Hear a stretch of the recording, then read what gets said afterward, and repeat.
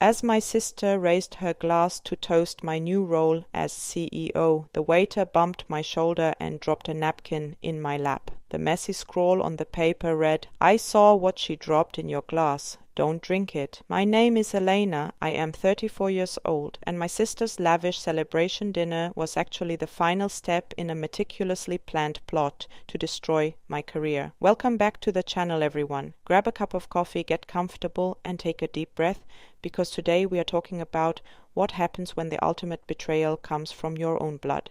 Here on Silent Ruin, we believe that when toxic people try to tear your life apart, you never give them the satisfaction of a screaming match. You stay perfectly calm, you gather your undeniable proof, and you dismantle their reality piece by piece. Today I'm going to walk you through exactly how I handled a career-ending sabotage attempt by my own sister. I will share my step-by-step framework for turning the tables on a manipulator, using my own promotion dinner as the perfect example. Let's start with step 1. Which is recognizing the danger and refusing to react with emotional chaos. There I was, sitting in a high-end restaurant, celebrating my promotion to the top seat of a major tech firm. My sister Chloe, who had recently been passed over for a promotion at our biggest rival competitor, had insisted on ordering a massive bottle of vintage champagne to celebrate. She poured the drinks with this wide, eager smile. But when the waiter dropped that napkin in my lap, my blood ran completely cold. When you face a moment of sudden, shocking betrayal, your very first instinct is usually to confront the person immediately, to scream, or to demand answers. Do not do that. You have to look at women like Annesley, whose nurse whispered to her that the beautiful gold necklace her husband had given her was actually filled with a slow-release poison. Annesley didn't confront her husband right there in the hospital or have a breakdown. She quietly took the necklace to an independent jeweler to get it professionally tested first. Or think of Iris Caldwell, whose elderly neighbor warned her to pretend she forgot her passport before leaving for a surprise anniversary cruise. Iris didn't panic. She went back inside, locked herself in the bathroom, and quietly listened to her husband and his mistress planning to use her house for the weekend. You absolutely must emulate that exact stillness. So, I looked at Chloe's eager, smiling face across the table. I casually bumped my elbow against my water glass, knocking it over to create a 3-second distraction. While she looked away to grab a towel, I smoothly swapped our champagne flutes. When she turned back, I raised the tainted glass, which was now sitting directly in front of her, and pretended to take a sip from my new glass. I watched her closely, and the sheer anticipation in her eyes told me everything I needed to know. This brings us to step 2, the silent investigation. Once the threat is identified, you have to gather your receipts without tipping them off. After dinner, Chloe looked incredibly confused as to why I was perfectly fine, sharp, and articulate. She actually ended up excusing herself early, looking panicked and slightly unwell from her own tainted glass.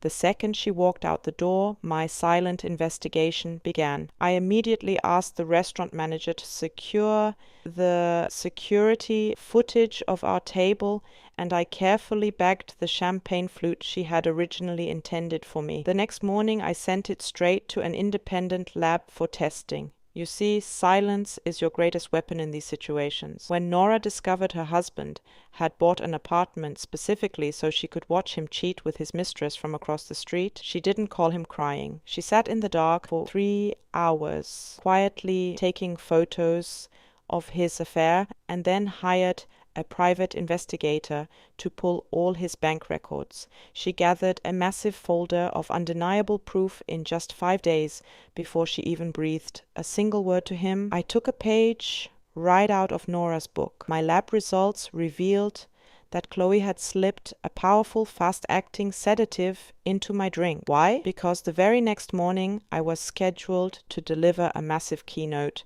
address to our board of directors and our most important investors.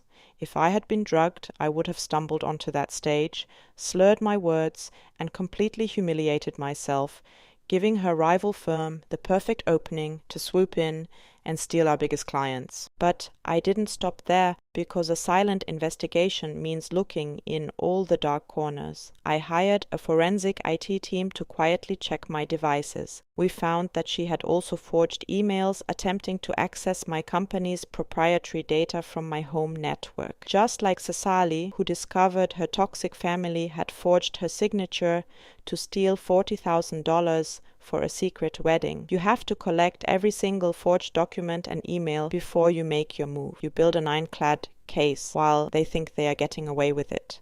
Next up is step 3, which is the setup. You have to let them believe their malicious plan is working flawlessly, so they walk right into their own trap. The morning of the keynote presentation, I texted Chloe, telling her I felt incredibly dizzy, sick, and disoriented, but I was going to try to push through the presentation anyway. She replied with fake sympathy, saying she would be sitting right in the front row to support me. You have to let them think they have the upper hand. Think of how Iris Caldwell quietly transferred the ownership of her house into her sole name while her husband was busy planning his romantic getaway with the other woman. You have to build the cage around them while they are looking the other way.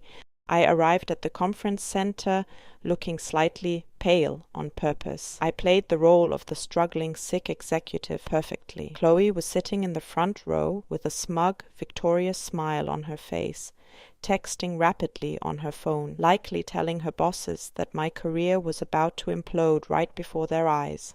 Finally, we arrive at the most important part of the formula. Step 4, the cold confrontation. You never give a toxic person the satisfaction of a chaotic argument. Emotional outbursts are for people who are in the wrong. We deal strictly in undeniable facts and overwhelming leverage. I walked onto the stage, adjusted the microphone, and looked out at the massive audience of investors, executives, and my sister, and then I dropped the act completely. My posture straightened, my voice was crystal clear, and I delivered the most flawless, commanding 20-minute presentation of my entire professional life. I could see the color completely drained from Chloe's face in the front row as she realized her sedative hadn't worked. But I wasn't done, because the silent ruin requires total dismantling. As the presentation wrapped up, I transitioned to a final slide titled Corporate Integrity. I looked directly at my sister and told the room that true leadership means exposing those who try to build their success on sabotage.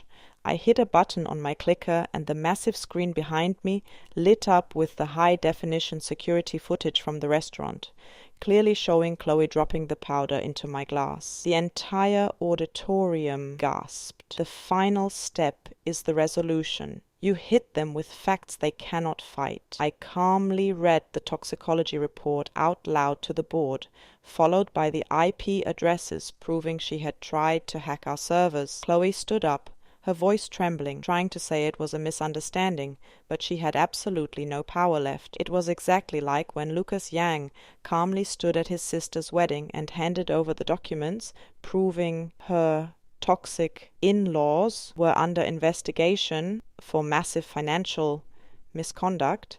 Lucas didn't yell, he just stated the facts and watched them ruin themselves. Or when Kira Osman's parents humiliated her by calling her a maid, and she calmly dropped the truth that she was the chief of cardiology, making $400,000 a year. Kira realized you cannot force people to see your worth, but you can absolutely refuse to be invisible. In that auditorium, I didn't raise my voice once. I just watched as our company's legal team and building security escorted my sister out of the room. By the end of the day, she was fired from her firm for corporate espionage, and she is currently facing severe criminal charges for the attempted poisoning. So the next time someone tries to humiliate you, manipulate you, or steal what you have worked so hard to build, remember this formula. Read the room, investigate silently, set the trap, and confront them with cold, calculated logic. You cannot control what toxic family members or jealous partners do to you, but you absolutely control what you do next. You can choose to leave the chaos behind, gather your undeniable leverage, and walk away with your dignity and your success completely intact. If you found value in this story, or if you are currently dealing with a jealous family member or a toxic situation in your own life, please let me know You aren't alone by hitting that like button and subscribing to the channel. I want to build a community of strong people who refuse to stay silent and take back their power. Drop your own stories of executing a silent ruin down in the comments below, because I promise you I read every single one of them. Stay strong, keep your receipts, and I will see you all in the next video.